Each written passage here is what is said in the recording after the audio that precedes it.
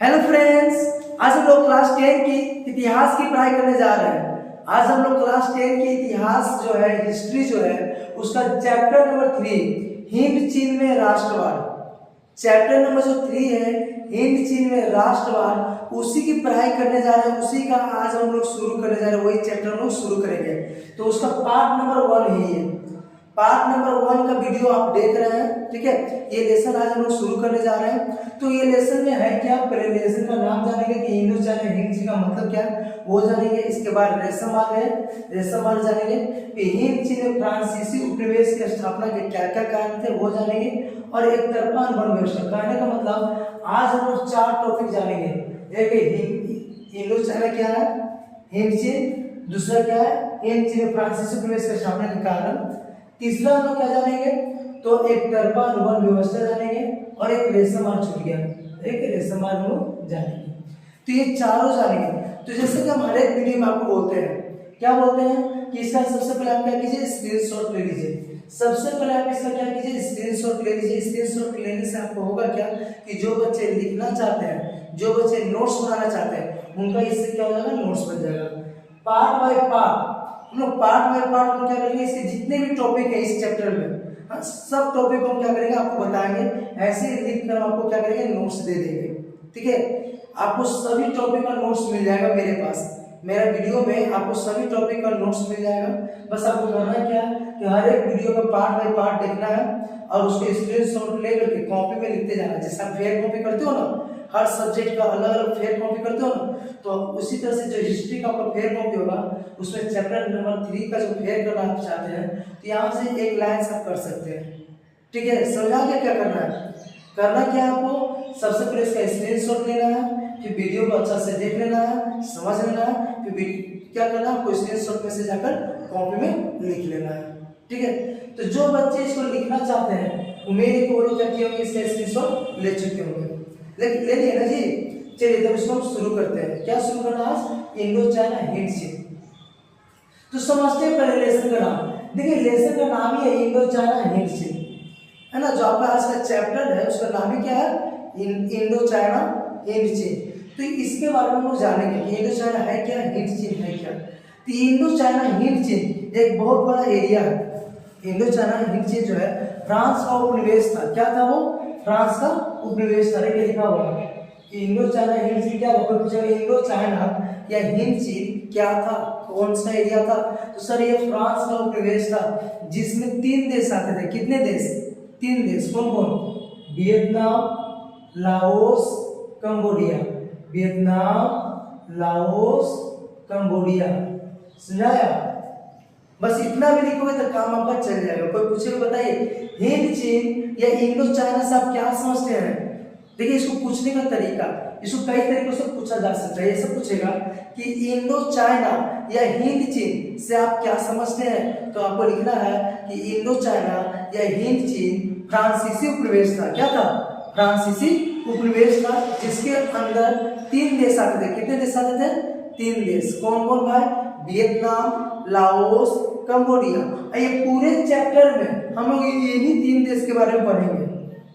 ये जो पूरा चैप्टर है, इस चैप्टर में हम यही 3 देश के बारे में पढ़ेंगे। समझा गया, हिंद चीन क्या है, इंडो चाइना क्या, समझ आया कि नहीं आया।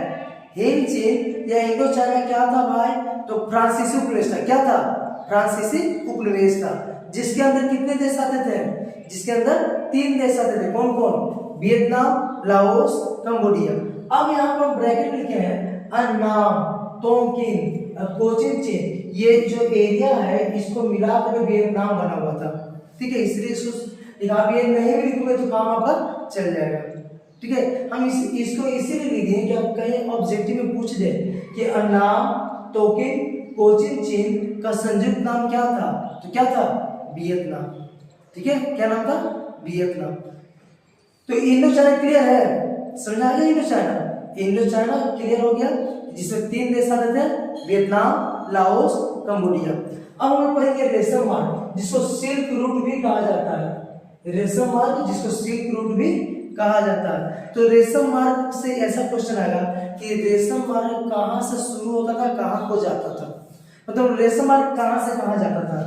ऐसा भी आएगा कि सर इसका रेशम मार्ग ही नाम क्यों पड़ा, इसका रेशम मार्ग ही नाम क्यों पड़ा, ये भी पूछेगा। ध्यान से सुनिए, अपने माइंड को यहाँ पर सेट कीजिए, तुरंत समझ में आ जाएगा, आपको पूरा समझाने की गारंटी मेरा है, बस अब ध्यान से सुनिए, समझिए क्या हम बोल रहे हैं। इसमें क्वेश्चन पूछा जाएगा क्या कि रेशम मार्ग कहां से कहां जाता था, या रेशम मार्ग का नाम रेशम मार्ग क्यों पड़ा, ठीक है। क्या रेशम मार्ग में क्या किन किन चीजों का बिजनेस होता था, किन किन वस्तुओं का बिजनेस होता था, ये सब जानेंगे। तो चलिए शुरू करते हैं। तो रेशम मार्ग जो था ईसा की आरंभिक सदियों का एक व्यापारिक मार्ग था, प्रमुख व्यापारिक मार्ग था। ईसा की आरंभिक सदी का फिर मतलब समझिए, ईसा की आरंभिक सदी का मतलब है क्या कि हम शुरुआती साल में, जैसे अभी 2023 चल रहा है, 2022 चल रहा है, 2024 चल रहा है, ऐसे चल रहा है ना, तो वैसे शुरुआती साल में जब शुरुआती चल रहा होगा, एक चल रहा होगा, 2 चल रहा होगा, 3 चल रहा होगा ना, उस समय की बात हो रहा है, समझा रहा है, उस समय की बात हो रहा है। तो क्या है भाई, तो रेशम मार्ग जो है ईसा की आरंभिक सदी है ना, ईसा की जो आरंभिक सदी है उस समय का सबसे व्यापारिक मार्ग था, सबसे प्रमुख व्यापारिक मार्ग था। कौन? रेशम मार्ग। याद हो गया? रेशम मार्ग क्या था भाई, तो सर व्यापारिक मार्ग था, वो भी सबसे प्रमुख व्यापारिक मार्ग था। किस समय? ईसा की आरंभिक सदी में, ठीक है। आगे, इसको रेशम मार्ग इसीलिए कहा जाता है क्योंकि चीनी रेशम जो था, चीनी रेशम, इसका मुख्य रूप से व्यापार इसी रास्ते से होता था। यही जो रास्ता है रेशम मार्ग, ये जो एक रास्ता है, इसी रास्ते से चीनी रेशम का व्यापार होता था, इसलिए इसका नाम पड़ा रेशम मार्ग। समझा गया? रेशम मार्ग नाम क्यों पड़ा भाई? तो सर रेशम मार्ग इसका इसीलिए नाम पड़ा क्योंकि जो चीनी रेशम होता था उसका मुख्य रूप से व्यापार इसी मार्ग के द्वारा, इसी रास्ते के द्वारा होता था। ठीक है, चलिए आगे। ये जो मार्ग था ये शुरू होता था चीन से। कहां से शुरू होता था? चीन से शुरू होता था। कहां से? चीन से। चीन से शुरू होता था जमीनी मार्ग, जमीनी रास्ता होते हुए, जमीन के द्वारा होते हुए, जमीनी रास्ता होते हुए मध्य एशिया होते हुए कहां तक जाता था? यूरोप तक। बस इतना ही। फिर से ये रास्ता जो था चीन से शुरू होता था। कहां से शुरू होता था? चीन से। और जमीनी रास्ता होते हुए मध्य एशिया होते हुए, मध्य एशिया होते हुए कहां तक जाता था? यूरोप तक। मध्य एशिया होते हुए कहां तक जाता था? यूरोप तक। ठीक है ना? आया। इसका एक शाखा भारत की ओर भी आता था, वो हम लिखे नहीं है लेकिन आप समझ लीजिए, आप चाहो तो लिख सकते हो, कोई दिक्कत है नहीं। ठीक है, आप यहाँ पर लिख देना कि इसकी एक शाखा जो है भारत की ओर भी आता था। रेशम मार्ग का एक शाखा जो था किधर आता था? भारत की ओर। भारत भी इससे जुड़ा हुआ था, इस राष्ट्र से। समझा यार? भारत भी इस राष्ट्र से क्या था? जुड़ा हुआ था। चलिए आगे। इस मार्ग के द्वारा सिर्फ चीनी रेशम ही नहीं, इस मार्ग के द्वारा सिर्फ चीनी रेशम ही नहीं, इसके अलावा चीनी मिट्टी के बर्तन, मसाला, सुगंधित पदार्थ, सुगंधित पदार्थ तो ये इत्र, सेंट है ना, और वस्त्र, कपड़ा लत्ता है ना, ये सब का भी व्यापार होता था। और खास कर ये सब कहाँ जाता था? तो यूरोप तक। कहाँ जाता था? यूरोप तक। विशेषकर ये सब कहाँ जाता था? यूरोप तक। तो यही था रेशम मार्ग। समझा है? रेशम मार्ग। रेशम मार्ग का और क्या नाम है जी? Silk route. इंग्लिश में क्या बोलते हैं? Silk route. रेशम मार्ग और क्या बोलते हैं? Silk route. ये बहुत ही प्रमुख व्यापारिक मार्ग हुआ करता था। कब? ईसा की आरंभिक सदी में। देखेंगे कि ईसा की आरंभिक सदी में ये बहुत ही प्रमुख व्यापारिक मार्ग था। इसको रेशम मार्ग इसीलिए कहा जाता था क्योंकि चीनी रेशम का व्यापार इसी रास्ते से होता था। चीनी रेशम का व्यापार मुख्य रूप से इसी रास्ते से होता था, इसलिए इसको क्या बोलते थे? रेशम मार्ग। ये शुरू कहां से होता था? कहां से शुरू होता था? चीन से। ये शुरू होता था चीन से, और चीन से शुरू होकर मध्य एशिया होते हुए, चीन से शुरू होकर मध्य एशिया होते हुए, लिखा हुआ है यहाँ पर, चीन से शुरू होकर मध्य एशिया होते हुए जमीनी रास्ते के द्वारा, जमीनी रास्ते के द्वारा कहां पहुंचता था? यूरोप। कहां पहुंचता था? यूरोप। इसकी एक शाखा कहां आता था? भारत, है ना। भारत हमारा जो देश है भारत, वो भी इसकी एक शाखा से क्या था? जुड़ा हुआ था।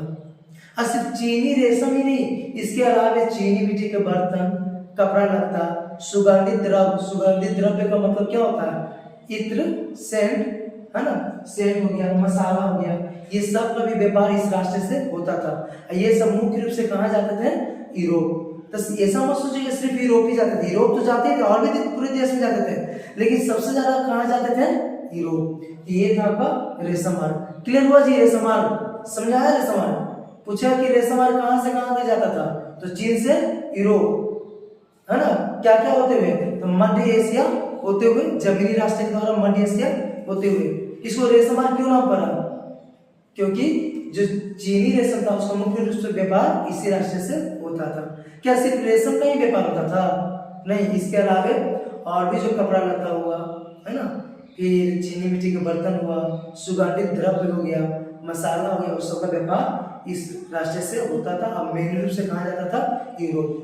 चलिए अगला है कि सर ये हिंद चीन जो है, ये हिंद चीन है ना, इंडो चाइना, ये जो हिंद चीन है यहाँ फ्रांसीसी लोग उपनिवेश बनाए थे। समझिए, फ्रांसीसी लोग उपनिवेश बनाए थे। हमारा भारत भी उपनिवेश बना था, किसका, अंग्रेजों का। बना था नहीं बना था, पता है ना, पर चलिए इससे अभी ये नहीं बता रहे, अभी कुछ चलिए इससे अलग जानते हैं, इसी से रिलेटेड बातें वो जानते हैं। देखिए हमारा भारत जो है, भारत में सबसे पहले कौन आया था, पुर्तगाल आया था।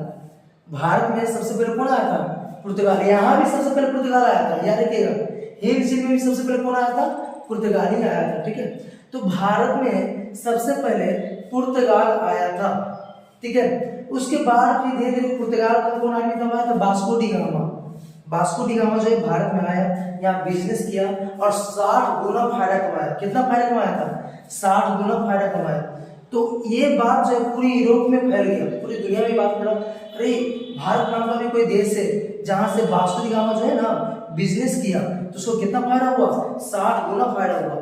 तो बहुत सारे देश जो है हमारे भारत की ओर दौड़ना शुरू किए, ठीक है, भारत की ओर आना शुरू किए। बहुत सारे देश आए, उसमें पुर्तगाल तो ये थे, उसके अलावा डच, ठीक ना, फ्रांसीसी, अंग्रेज, ये सब भी यहाँ पर आए। डच भी आए, फ्रांसीसी भी आए, अंग्रेज भी आए, लेकिन टिके कौन, अंग्रेज। बाकी डच, फ्रांसीसी, पुर्तगाल सब यहाँ से भाग गए, है ना। कौन भगाया भाई सबको, तो हमारा जो अंग्रेज है वो, अंग्रेज जो है वो, क्योंकि चारों जब यहाँ पर आ गया तो अब एक मैदान में एक ही तलवार ना रह सकता है, 4 तलवार रह सकता है क्या, एक जंगल में एक ही राजा हो सकता है, ठीक ना, 4 राजा नहीं हो सकता, चारों का राज नहीं चलेगा। तो यहाँ भी वही बात था।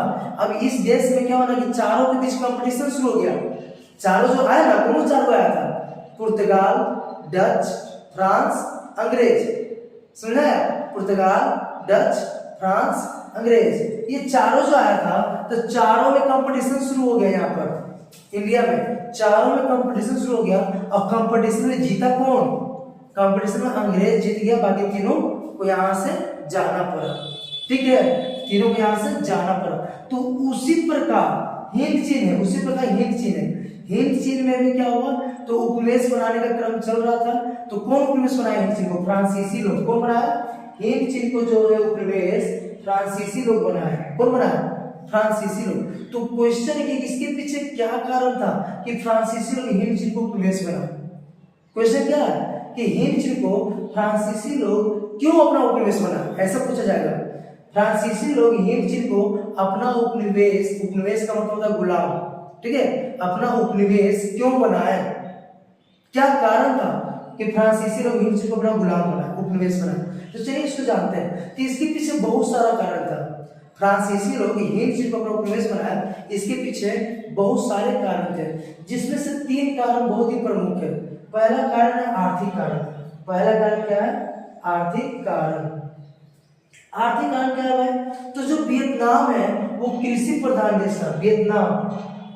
वियतनाम जो है कृषि प्रधान देश था।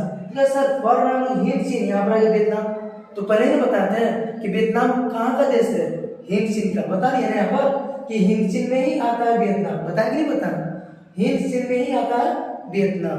तो वैसी की बात है ना। तो वियतनाम जो है कृषि प्रधान देश था। यहाँ चावल और रबर की खेती बहुत ज्यादा होता था। किसका खेती, चावल और रबर। चावल और रबर की खेती यहाँ पर बहुत ज्यादा होता था। साथ ही साथ यहाँ पर बहुत प्रकार के खनिज मिलते थे। कौन कौन सा खनिज, कोयला, टीन, जस्ता, टंगस्टन, क्रोमियम। याद रखिएगा इसका नाम, इसका नाम याद रखिएगा कि वियतनाम जो है एक कृषि प्रधान देश था। यहाँ पर चावल और रबर की खेती बहुत ज्यादा होता था। इसके साथ साथ यहाँ कोयला, टीन, टंगस्टन, क्रोमियम, ये सब यहाँ पर क्या था, जस्ता, ये सब क्या था, यहाँ पर खदान था, ठीक है, बहुत ज्यादा खदान था, बहुत बड़ा खदान था, बहुत प्रचुर मात्रा में ये उपलब्ध थे। तो फ्रांसीसी लोग चाहते थे कि ये सब का यूज हम अपने उद्योगों के विकास में करें। फ्रांसीसी लोग क्या चाहते हैं कि चलो इसको गुलाम बनाते हैं, उपनिवेश बनाते हैं और ये सब का उपयोग कहाँ करेंगे, अपने उद्योग धंधा के विकास करने में। उद्योग धंधा समझा ना, अपने उद्योगों के विकास में इसका उपयोग करेंगे, इसीलिए वो क्या किया, इसका उपनिवेश बना। समझा गया, पहला पॉइंट समझाया। पहला पॉइंट यही है कि वियतनाम जो है कृषि प्रधान देश था, है ना, यहाँ पर चावल और रबर की खेती बहुत ज्यादा होता था। साथ ही साथ यहाँ पर कोयला, टंगस्टन, क्रोमियम, जस्टा, ठीक है, ये सब का क्या था, यहाँ पर खदान था। ठीक है, तो फ्रांसीसी लोग चाहते थे कि ये सब का उपयोग अपने उद्योगों के विकास में करें, इसलिए वो लोग क्या किया, इसको अपना उपनिवेश बनाया। ठीक है, दूसरा कारण है असभ्यों को सभ्य बनाने की नीति। असभ्यों को सभ्य बनाने की नीति। असभ्यों को सभ्य बनाने की नीति क्या है, तो देखिए जितना भी यूरोपीय कंट्री था, यूरोप के जितने भी देश थे, कंट्री थे, वो अपने आप को सभ्य मानते थे, अपने आप को सभ्य मानते थे। और जितना भी पिछड़ा हुआ देश था, पिछड़ा हुआ समझा था ना, जो विकास नहीं किया है, पिछड़ा हुआ देश है, तो पिछड़ा हुआ देश को ये लोग मानते थे असभ्य। क्या मानते थे, असभ्य। ये लोग का कहना था कि चलो वो सब पिछड़ा हुआ देश है, असभ्य देश है, उसको सभ्य बनाना हमारा क्या फर्ज है। तो कैसे सभ्य बनाएंगे, उसको अपना उपनिवेश बनाकर। कैसे सभ्य बनाएंगे, अपना उपनिवेश बनाकर। तो जितने भी यूरोपीय देश थे, जैसे स्पेन, ब्रिटेन, ठीक ना, फ्रांस, पुर्तगाल, डच, जितने भी यूरोपीय देश थे, सब क्या कर रहे थे, तो पिछड़े हुए देशों को उपनिवेश बना रहे थे, खासकर एशिया और अफ्रीका के देश को। एशिया और अफ्रीका के जितने भी देश थे ना, उसको अपना क्या कर रहे थे, उपनिवेश बना रहे थे। तो फ्रांस भी इसमें क्या हो गया, शामिल हो गया। फ्रांस भी इसमें शामिल हो गया और वो भी इसको क्या किया, अपना उपनिवेश बनाया। समझा यार, वो भी इसको अपना उपनिवेश बनाया। फिर से असभ्यों को सभ्य बनाने की नीति। तो यूरोपीय जो देश थे अपने आप को सभ्य मानते थे, और जो पिछड़े हुए देश थे उनको असभ्य मानते थे। और उन लोगों का मानना था कि इन पिछड़े हुए देशों को सभ्य बनाना, आगे बढ़ाना हमारा क्या है, कर्तव्य है, फर्ज है। तो असभ्यों को सभ्य बनाने की नीति ये लोग ने अपनाया और क्या किए, अब एशिया और अफ्रीका के देशों को क्या बनाना शुरू किए, गुलाम बनाना शुरू किए, उपनिवेश बनाना शुरू किए। फ्रांस इसमें शामिल हो गया और इसको अपना क्या बनाया, उपनिवेश बनाया। ठीक है, चलिए लास्ट कारण, हिंद चीन में व्यापारिक सुरक्षा। हिंद चीन में व्यापारिक सुरक्षा। तो अभी हम थोड़ा देर पहले इसको शुरू करने से पहले बता रहे थे कि भारत में डच भी आया था, फ्रांस भी आया था, पुर्तगाल भी आया था और अंग्रेज भी आया था ना, ये सब लोग आए थे। चारों में कंपटीशन हुआ और कंपटीशन में कौन जीता भाई, अंग्रेज। बाकी तीनों को यहाँ से भागना पड़ा ना, एक एक करके तीनों को यहाँ से जाना पड़ा। तो यही कारण यहाँ भी है कि हिंद चीन में व्यापारिक सुरक्षा। हुआ क्या कि फ्रांस को यूरोप के, फ्रांस को और भी कई देशों में जहाँ ये उपनिवेश बनाया था, वो सब जगहों पर क्या करना पड़ा था, सामना करना पड़ा था डच और ब्रिटिश कंपनी का। डच और ब्रिटिश कंपनी, ब्रिटिश में अंग्रेज, समझा यार। तो फ्रांस को डच और ब्रिटिश कंपनियों का सामना करना पड़ रहा था सभी जगह। फ्रांस को डच और ब्रिटिश कंपनियों का क्या करना पड़ रहा था, सामना करना पड़ रहा था सभी जगह। ठीक है, लेकिन देखता क्या है, अरे हिंद चीन में ब्रिटिश क्या है, अंग्रेजों को कोई दिलचस्पी नहीं है। हिंद चीन में अंग्रेजों को कोई दिलचस्पी नहीं है, यहाँ पर अंग्रेज कोई इंटरेस्ट नहीं ले रहा है। तो सोचे कि चलो यहाँ पर हम क्या करते हैं, यहाँ पर अपना उपनिवेश बनाते हैं। क्यों, क्योंकि यहाँ पर हम उपनिवेश बनाएंगे तो यहाँ हमको किसी का सामना नहीं करना पड़ेगा, किसी का कंपटीशन नहीं करना पड़ेगा। क्यों, क्योंकि यहाँ पर अकेले हम ही क्या कर रहे हैं, राज करेंगे नहीं। तो इसीलिए जो ये फ्रांस लोग हैं, फ्रांसीसी लोग, वो क्या आके हिंद चीन को क्या किया, अपना उपनिवेश बनाया। समझाया फिर से।